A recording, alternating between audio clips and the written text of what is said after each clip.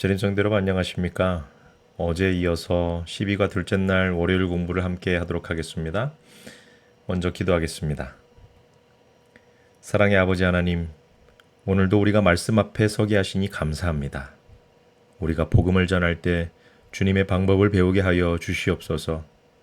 사람을 억지로 움직이려는 조급함을 내려놓게 하여 주시고 예수님처럼 긍휼히 여기며 사랑으로 섬기는 마음을 우리에게 허락하옵소서. 진리를 전하되 은혜를 잃지 않게 하시고 바른 것을 말하되 사람을 살리는 태도를 배우게 하옵소서. 예수님의 이름으로 기도드립니다. 아멘. 오늘 함께 나눌 교과의 제목은 강요가 아닌 능력으로입니다.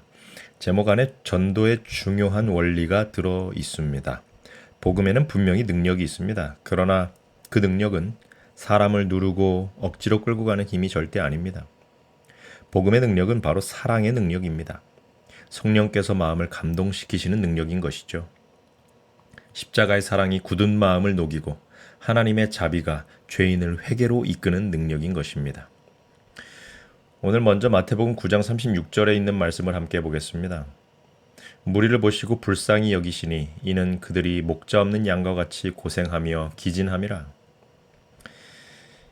예수님께서 사람들을 보실 때 가장 먼저 가지신 마음은 바로 긍휼이었습니다. 예수님은 사람들을 문제로만 보지 않으셨습니다. 귀찮은 군중으로 취급하지 않으셨다는 것입니다.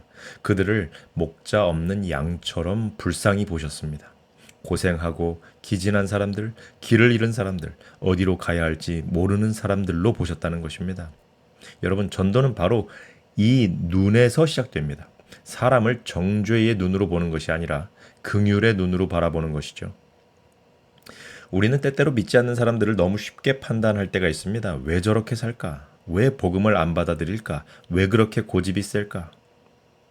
그런데 예수님은 그 사람의 겉모습 뒤에 있는 피곤함과 외로움을 보십니다. 상처를 보십니다. 목자가 없는 궁핍함과 외로움을 살펴보신다는 것이죠. 그래서 전도자는 먼저 예수님의 눈을 달라고 구해야 합니다. 주님, 제가 사람을 판단하기 전에 불쌍히 여기는 마음을 갖게 해 주시옵소서. 저 사람의 필요를 보게 해 주시옵소서. 저 사람에게도 주님의 은혜가 필요하다는 사실을 잊지 않게 해 주시옵소서. 고린도후서 5장 14절에 이런 말씀이 있습니다. 그리스도의 사랑이 우리를 강권하시는도다. 우리가 생각하건대 한 사람이 모든 사람을 대신하여 죽었은즉 모든 사람이 죽은 것이라. 아멘. 바울은 그리스도의 사랑이 우리를 강권하신다라고 말씀합니다. 여기서 강권한다는 말은 억압한다는 뜻이 아닙니다. 그리스도의 사랑이 우리의 마음을 붙잡고 우리를 움직이고 우리로 하여금 가만히 있을 수 없게 만든다는 뜻입니다. 여러분, 복음의 동기는 죄책감이 아니라 사랑입니다. 전도하지 않으면 벌 받을까 봐가 아니라 그리스도의 사랑이 너무 커서 그냥 가만히 있을 수 없기 때문에 전도하는 것이죠. 예레미야 20장 9절에 있는 말씀을 함께 봅니다. 내가 다시는 여호와를 선포하지 아니하며 그의 이름으로 말하지 아니하리라 하면 나의 마음이 불붙는 것 같아서 골수에 사무치니 답답하여 견딜 수 없나이다. 아멘. 여러분, 예레미야의 마음속에는 하나님의 말씀이 불처럼 있었습니다. 그래서 말하지 않으려고 해도 견딜 수 없었습니다. 여러분, 이것이 바로 전도자의 마음입니다. 억지로 떠밀려서 하는 것이 아니라 안에 있는 불이 우리를 움직이는 것이죠. 주님의 사랑이 내 안에 살아있을 때 우리는 누군가에게 그 사랑을 나누고 싶어집니다. 하지만 여러분, 중요한 것이 있습니다. 하나님께서 사람을 강요하지 않으셨다는 사실이죠. 하나님은 아담과 하와에게 선악을 알게 하는 나무에 가까이 가지 말라고 말씀하셨지만 억지로 막아 세우시지 않으셨습니다. 노아 시대에도 방주로 억지로 사람들을 끌어넣지 않으셨습니다. 이스라엘 백성에게 언약의 길을 보이셨지만 강제로 순종하게 하지 않으셨습니다. 예수님께서도 누구에게도 당신을 따르도록 억지로 강요하지 않으셨습니다. 그러나 여러분, 동시에 포기하지도 않으셨습니다. 이것이 바로 하나님의 방식입니다. 강요하지 않으시지만 포기하지 않으신다는 것이죠. 우리도 이 균형을 배워야만 합니다. 진리는 분명히 전달되어야 합니다. 그러나 사람의 양심을 강제로 누르려고 해서는 안 된다는 것이죠. 사랑으로 초청해야 합니다. 인내로 기다려줘야 합니다. 상대가 당장 반응하지 않는다고 해서 실망하거나 화내지 않아야 한다는 것입니다. 여러분, 하나님의 시간표가 있고 성령께서 일하시는 과정이 있습니다. 사실 전도 현장에서 가장 조심해야 할 마음 중 하나가 바로 조급함인 것 같습니다.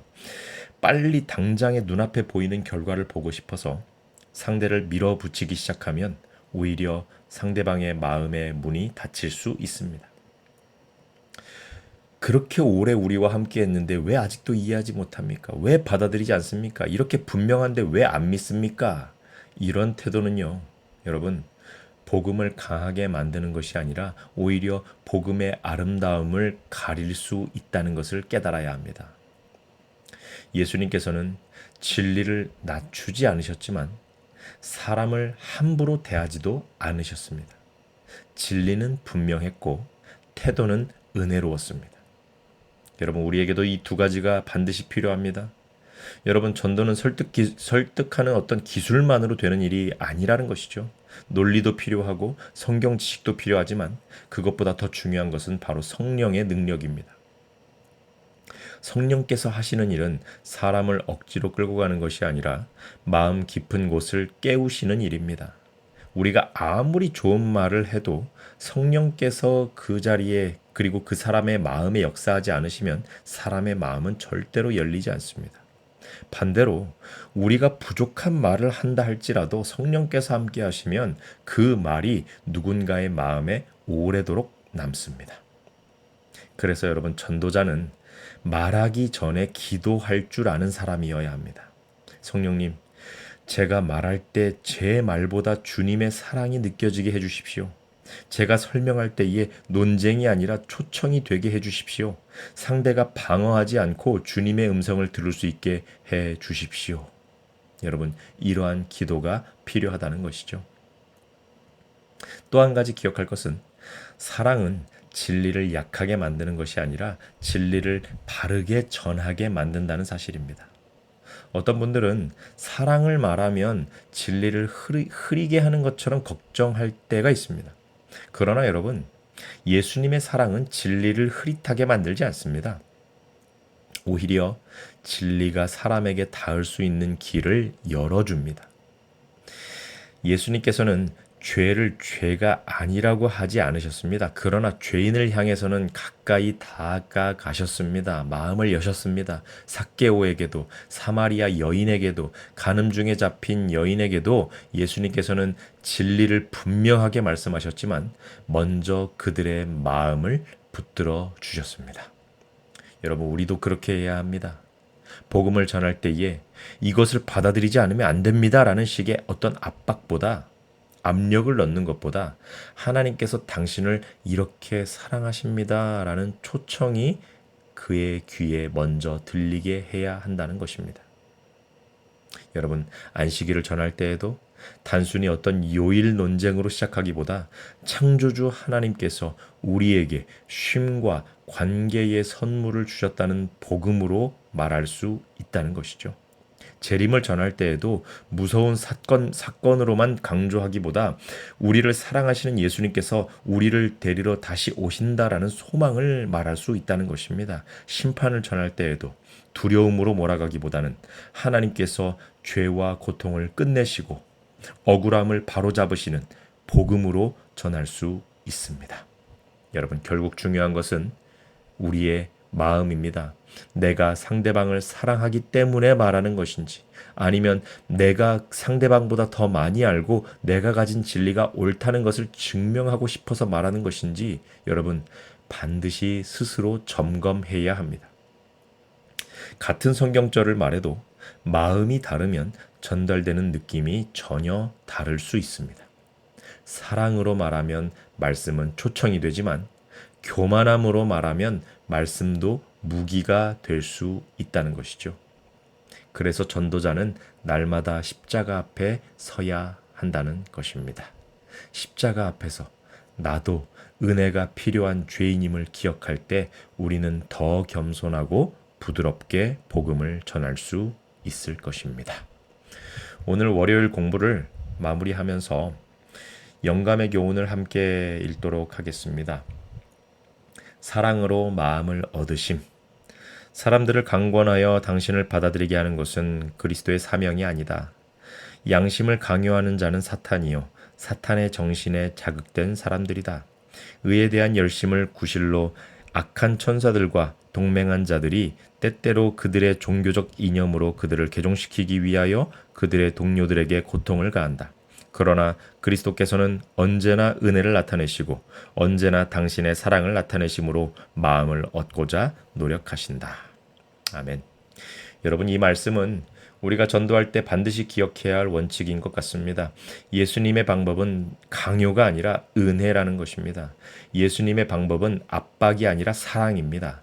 물론 진리는 분명해야 한다는 것입니다. 그러나 진리를 전하는 우리의 얼굴과 말투와 태도 속에 예수님의 은혜가 있어야 합니다.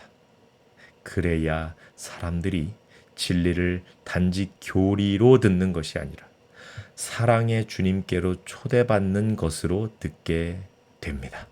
오늘 우리의 전도가 강요가 아니라 사랑의 능력으로 이루어지게 되기를 간절히 바랍니다. 기도하고 마치겠습니다. 자비로우신 아버지 하나님, 주님께서 우리를 억지로 끌고 가지 않으시고 사랑으로 부르셨습니다. 우리도 사람을 대할 때에 주님의 방법을 배우게 하여 주시옵소서.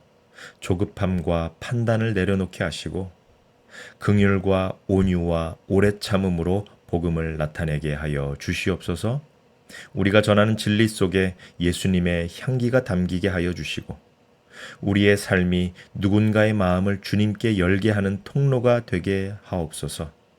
성령께서 먼저 일하시고 우리는 겸손히 그 일에 동참하게 하여 주시옵소서. 이 모든 말씀 사랑이신 예수 그리스도의 이름으로 간절히 기도드리옵나이다. 아멘.